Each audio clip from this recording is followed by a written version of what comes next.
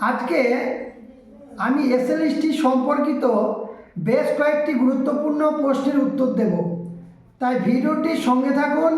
আশা করি আপনাদের অনেক কিছু প্রশ্নের উত্তর আপনারা পেয়ে যাবেন।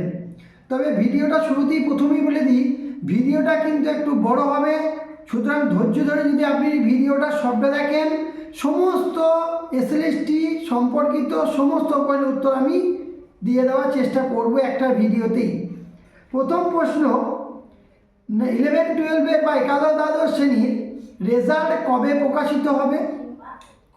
এসএলএসটির একাদশ দ্বাদশ শ্রেণীর রেজাল্ট খুবই শীঘ্রই আসবে। জানুয়ারি মাসের দ্বিতীয় সপ্তাহে মধ্যেই রেজাল্ট চলে আসবে। 1 নম্বর প্রশ্ন উত্তর হয়ে গেল। 2 নম্বর প্রশ্ন, একাদশ দ্বাদশ শ্রেণীর কাউন্সিলিং বা কবে শুরু হবে? কাউন্সিলিংও খুবই শীঘ্রই শুরু হবে, মানে জানুয়ারি মাসের তৃতীয় সপ্তাহ থেকে কাউন্সিলিং শুরু হয়ে যাবে একাদশ দ্বাদশ শ্রেণীর। এবার প্রশ্ন, এত তাড়াতাড়ি কেন কাউন্সিলিং শুরু হবে? তার কারণটা আমি ভিডিওর একটু পরে দেওয়ার চেষ্টা করব। 3 নম্বর প্রশ্ন, একাদশ দ্বাদশ শ্রেণীর কাউন্সিলিং কতগুলো হবে? এটা কিন্তু আমি স্পষ্ট ভাষায় জানিয়ে দিচ্ছি, একাদশ দ্বাদশ শ্রেণীর কাউন্সিলিং বেশি হবে না, মোটামুটি ধরে রাখেন 2 বা 3টে কাউন্সিলিংয়ের বেশি কিন্তু একাদশ দ্বাদশ শ্রেণীর হবে না। প্রথম কাউন্সিলিংয়েই বেশিরভাগ শিক্ষকদেরই নাম আসবে এবং শিক্ষকরা কিন্তু একাদশ দ্বাদশ শ্রেণীতে স্কুলে জয়েনিংও করে যাবে এবং 2-4 জন যারা নবোদয়ে চাকরি করছেন বা অন্য কোনো সংস্থায় চাকরি করছেন তাদের নাম এসেছে, কিন্তু তারা এই ঝোলাঝুলি প্যানেলে নিজের নামকে এন্ট্রি করাতে চান না বা এইরকম সিচুয়েশনে চাকরিতে জয়েনিং করতে চান না যে কোনো দিন প্যানেল ক্যান্সেল হয়ে যেতে পারে, তারা জয়েনিং করবে না। সেক্ষেত্রে দ্বিতীয় কাউন্সিলিং কিন্তু হবে। সুতরাং একাদশ দ্বাদশ শ্রেণীতে বেশি কাউন্সিলিং হবে না। আপনারা নিশ্চয়ই উত্তরটা পেয়ে গিয়েছেন। আমাকে 4 নম্বর প্রশ্ন করেছিলেন আপনারা যে একাদশ দ্বাদশ শ্রেণীতে কাউন্সিলিংয়ের একটা কাউন্সিলিংয়ের সঙ্গে আর একটা কাউন্সিলিংয়ের ইন্টারভেল মানে সময়ের পার্থক্য কতটা হবে? এটাও বলে দিই, খুবই সামান্য সময়ের পার্থক্য হবে। মোটামুটি একটা কাউন্সিলিংয়ের পর আপনাকে মোটামুটি 1 সপ্তাহর মধ্যেই বা 1 সপ্তাহ হয়তো টাইম পাওয়া যাবে না, খুবই তাড়াতাড়ি কিন্তু দ্বিতীয় কাউন্সিলিং হবে। কেন দ্বিতীয় কাউন্সিলিং এত তাড়াতাড়ি হবে সেটাও আমি ভিডিওর লাস্টে উত্তর দিয়ে দেবো, সঙ্গে থাকুন। পরবর্তী প্রশ্নটা আমাকে করেছিলেন যে নবম দশম শ্রেণীতে ভেরিফিকেশন কবে থেকে হবে এবং ভেরিফিকেশন এতটা লেট কেন হচ্ছে? এটার প্রশ্নের উত্তরটা কিন্তু এবার দেওয়ার সময় চলে এসেছে। কেন? একাদশ দ্বাদশ শ্রেণীর যতক্ষণ না একাদশ দ্বাদশ শ্রেণীর যতক্ষণ না কাউন্সিলিং কমপ্লিট হবে, একাদশ দ্বাদশ শ্রেণীর যতক্ষণ না স্কুলে শিক্ষকরা নিয়োগ না হচ্ছে, ততদিন পর্যন্ত নবম দশমের ডকুমেন্ট ভেরিফিকেশন হবে না। কেন হবে না? একটা জিনিস ভালো করে দেখুন, এই লজিকটা বোঝার চেষ্টা করুন। নবম দশম শ্রেণীর শিক্ষকদের ডকুমেন্ট ভেরিফিকেশন বা আমরা যারা সবাই চান্স পেয়েছিলাম সবারই হওয়ার কথা ছিল 29শে ডিসেম্বর থেকে, কিন্তু সেটা হলো না। কেন এত পিছিয়ে গেল? এটার কারণ হচ্ছে কি, ভালো করে লজিকটা বুঝুন, যে একাদশ দ্বাদশ শ্রেণীতে যে শিক্ষকদের নাম রয়েছে নবম দশম শ্রেণীতে ওই শিক্ষকদের নাম রয়েছে 10 নম্বরের সুবিধার্থে, কিন্তু একটা শিক্ষক এক জায়গাতেই চাকরি করবে, 2 জায়গায় চাকরি করবে না, কিন্তু তারপরেও সে 2 জায়গাতে নিজের নামটাকে নথিভুক্ত করিয়ে নিয়েছে। এর ফলে অনেক ফ্রেশার্সরা বঞ্চিত হয়েছে, লাঞ্ছিত হয়েছে। এর জন্য সরকারও এটাকে লক্ষ্য করেছে, এসএসসি স্কুল সার্ভিস কমিশন এটাকে লক্ষ্য করেছে। এর জন্য স্কুল সার্ভিস কমিশন চাইছে যে একাদশ দ্বাদশ শ্রেণীর শিক্ষকরা আগে যুক্ত হয়ে যাক, তারা একাদশ দ্বাদশ শ্রেণীতে যদি কাউন্সিলিং হয়ে যায়, তারপরে নবম দশমে যদি আমি ডকুমেন্ট ভেরিফিকেশন করি তাহলে অনেক শিক্ষক আর ডকুমেন্ট ভেরিফিকেশনে যাবে না। যদি তারা না যায় তখন যে 1:16 যে রেশিও ছিল সেই রেশিওটা কী হবে? মেনটেন থাকবে না। তখন নতুন করে আবার দ্বিতীয় ডকুমেন্ট ভেরিফিকেশনের নবম দশমের লিস্ট বের প্রকাশিত করতে বাধ্য হবে বা লিস্ট বের হবে, এবং সেই দিকেই আমরা এগুচ্ছি। সুতরাং এই জন্যই কিন্তু এসএসসি যে নবম দশম শ্রেণীর ভেরিফিকেশনটা শুরু করছে না। এখন যদি শুরু করে দেয় তাহলে যে শিক্ষকরা একাদশ দ্বাদশ শ্রেণীতে নাম রয়েছে, যারা ইন্টারভিউ দিয়ে এসেছে, তারাও কিন্তু এখন ডকুমেন্ট ভেরিফিকেশনে যাবে, কারণ তারা তো নিশ্চিত নয় যে একাদশ দ্বাদশ শ্রেণীতে তাদের চাকরি হয়েছে কি হয়নি, তারা হবে কি হবে না। এর জন্য কিন্তু এখন তার নবম দশমও কিন্তু ভেরিফিকেশনে যাবে।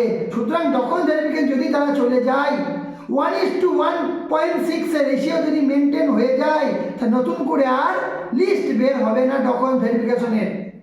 তো সরকার চাইছে, এসএসসি চাইছে যেন তারা না আসে। তো কখন আসবে না? যখন তারা চাকরিতে জয়েনিং করে যাবে তখন, এবং সেটা কখন হবে? যখন একাদশ দ্বাদশ শ্রেণীর কাউন্সিলিংটা হবে তখন। তাই আমার যতটা মনে হচ্ছে, আমি অ্যানালাইসিস করে যা বুঝলাম, আমার সূত্র মারফত যা খবর পাচ্ছি, যে সেই দিকেই এসএসসি এগুচ্ছে। একাদশ দ্বাদশ শ্রেণীতে শিক্ষকদেরকে নিয়োগ দেবে, তারপরে নবম দশমের ভেরিফিকেশন হবে, এবং এটা হওয়াটাই একদম সঠিক।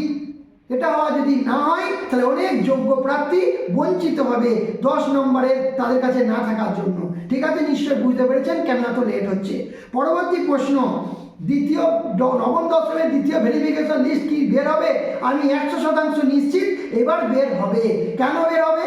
কারণ আমার কথায় কথা সাপোজ ধরেন যে 13,000 শিক্ষক রয়েছে, কিন্তু 13,000 শিক্ষক বেশিরভাগই তো প্রায় 10,000 মতনই তো একাদশ দ্বাদশ শ্রেণীতে তাদের নাম আছে, আবার তাদের নাম নবম দশম শ্রেণীতেও আছে।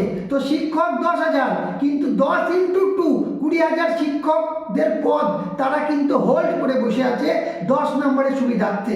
তাই তাদেরকে একাদশ শ্রেণীতে যদি নিয়োগ করিয়ে দেওয়া হয়, তাদেরকে যদি একাদশ চাকরি যদি তারা পেয়ে যায়, নবম দশম ভেরিফিকেশনে আসবে না। সুতরাং নবম দশম শ্রেণীতে ভেরিফিকেশনের লিস্ট অবশ্যই বের হবে যদি শিক্ষকরা অনুপস্থিত থাকে। আর শিক্ষকরা অনুপস্থিত তবেই থাকবে যদি একাদশ দ্বাদশ শ্রেণীতে তাদেরকে নিয়োগ আগে করিয়ে দেওয়া হয়, এবং সরকার বা এসএসসি সেই পথেই হাঁটছে। সুতরাং আপনারা নিশ্চিন্তে থাকুন, নবম দশমের সেকেন্ড মেরিট লিস্ট অবশ্যই বের হবে। এবার প্রশ্ন, নবম দশমের সেকেন্ড মেরিট লিস্ট বের হলে কোন কাস্টের পরীক্ষার্থীরা বেশি সুযোগ পাবে? এই প্রশ্ন আপনারা আপনাকে করেছিলেন, সেটার উত্তর দেওয়ার চেষ্টা করছি। সেটার উত্তর হচ্ছে জেনারেলরা পাবে। কেন জেনারেলরা পাবে? দেখুন ভালো করে ব্যাপারটা লক্ষ্য করুন। 10 নম্বরের সুবিধার্থে একটা কাস্টে থাকা শিক্ষক, এসসি, এসটি, ওবিসি থাকা শিক্ষক, তারা 10 নম্বরের সুবিধার্থে তারা জেনারেল হয়ে গিয়েছিল।